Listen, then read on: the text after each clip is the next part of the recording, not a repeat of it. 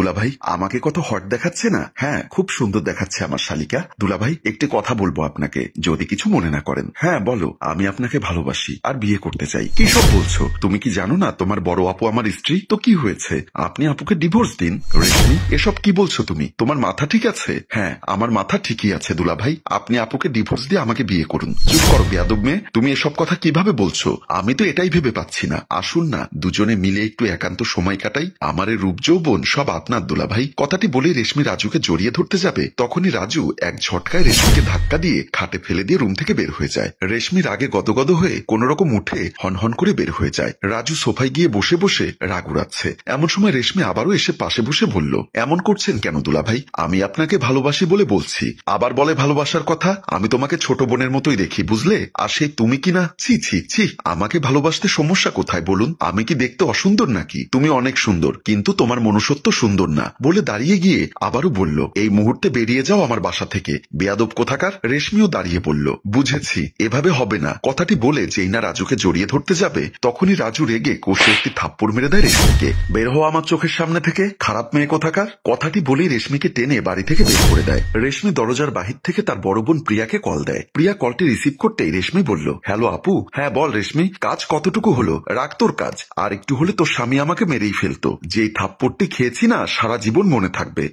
মানে দুলাভাইকে সব কথা বলা মাত্রই উনি ভীষণ রেগে যায়। তারপর আমি যখন বাড়াবাড়ি করি, তখন উনি আমাকে একটি থাপ্পড় দিয়ে বাড়ি থেকে বের করে দেয়। সত্যি বলছিস? হ্যাঁ রে আপু। তার মানে দাঁড়ায় রাজু আমাকে সত্যি সত্যি ভালোবাসে। হ্যাঁ আপু, দুলাভাই তোকে সত্যি অনেক ভালোবাসে। মাঝখানে তোর জন্য শুধুমাত্র আমি কালারিং হলাম। চিন্তা করিস না ছোট, আমি রাজুকে সবকিছু খুলে বলবো। ঠিক আছে আপু, এখন রাখলাম তাহলে। হ্যাঁ ঠিক আছে। প্রিয়া নিজের রুমে ব্যাগ গোছাচ্ছে। এমন সময় তার মা বাবা এসে বলল, মারে এত তাড়াতাড়ি কেন চলে যাচ্ছিস? আর কটা দিন থেকে গেলে ভালো হতো না মা? মা বাবা, আমার যেতেই হচ্ছে। রাজু বাড়িতে একা, কোন সময় কি প্রয়োজন হয় তার হিসাব নেই। রেশমিকে আমি কল দিয়ে আমার বাসায় যেতে বলবো। তোমরা মন খারাপ করো না, আবার আসবো তোমাদের জামাইকে নিয়ে। ঠিক আছে যা, কোন রকম জামাই বাবার সাথে বাড়াবাড়ি করবে না। আর জামাইকে বলিস শীঘ্রই তোকে নিয়ে আবার আসতে। রেশমিকে যে ছেলেটা দেখেছে, সে ছেলেটার বাড়িতে যেতে হবে জামাই বাবাকে নিয়ে। ওকে বাবা, আমি আসবো। আজ তাহলে যাই। বলে বাবা মা দুজনকে পায়ে ধরে সালাম করে রুম থেকে বের হয়ে যায় প্রিয়া। প্রিয়া বাসায় আসতেই দেখে দরজার সামনে তার বোন এখনো দাঁড়িয়ে আছে। প্রিয়া রেশমিকে দরজার বাহিরে দেখে বলল, কি রে তুই বাহিরে দাঁড়িয়ে কেন?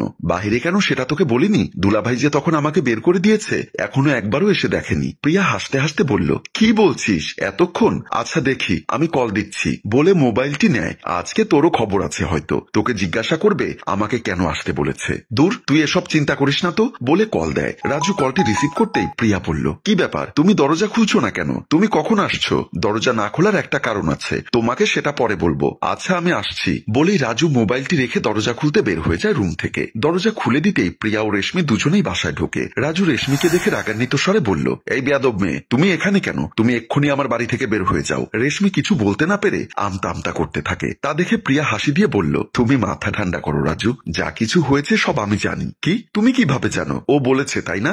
আরে না, আমি সবটা জানি, কারণ আমি তোমার সাথে এমনটা করতে বলেছি। রাজু প্রিয়ার কথা শুনে অবাক হয়ে বলল, কি বলছো তুমি পাগলের মতো? আমি ঠিকই বলছি, রেশমি এখানে আসতে চাইছিল না। আমি রেশমিকে পাঠিয়েছি তোমাকে পরীক্ষা করে দেখার জন্য। তাই সকালে আমি সোফায় বসে আছি, তখন রেশমি আমার জন্য চা নিয়ে যায়। রেশমি আমার পাশে বসতেই বলল, রেশমি তুই আমাকে একটা কাজ করে দিতে পারবি? ও মা, আপু তুই এমন করে বলছিস কেন? কি কাজ করতে হবে সেটা বল শুধু। তোর জন্য আমি সব কাজ করতে পারি। শোন তাহলে, আমি তো দুলাভাইকে পরীক্ষা করে দেখতে চাই। মানে কি রকম? তুই এক্ষুনি আমাদের বাসায় যাবি। বাসায় তো দুলাভাই একা, তুই বাসায় গিয়ে তো দুলাভাইকে প্রপোজ করবি এবং নিজের রূপের জালে আটকানোর চেষ্টা করবি। ঠিক আছে আপু, তুই চিন্তা করিস না। কিন্তু বাবা মাকে কি বলবো? তুই আপাতত বলবি তোর বান্ধবীর বাসায় যাবি, আমি বিকালে বের হলে তোকে নিয়ে যাব। বলবো আমার বাসায়। ওকে ঠিক আছে আপু। হ্যাঁ তুই তাহলে বের হওয়ার জন্য রেডি হয়ে নে। সব কথা শোনার পর রাজু বলল, ছি প্রিয়া ছি, আমার ভাবতে ঘেন্না লাগছে। তুমি আমার স্ত্রী হয়ে আমার সাথে এমনটা করতে পারছো, তার মানে দাঁড়াচ্ছে তুমি আমাকে বিশ্বাস করো না, তাই তোমার ছোট বোনকে আমার এখানে পাঠিয়েছো।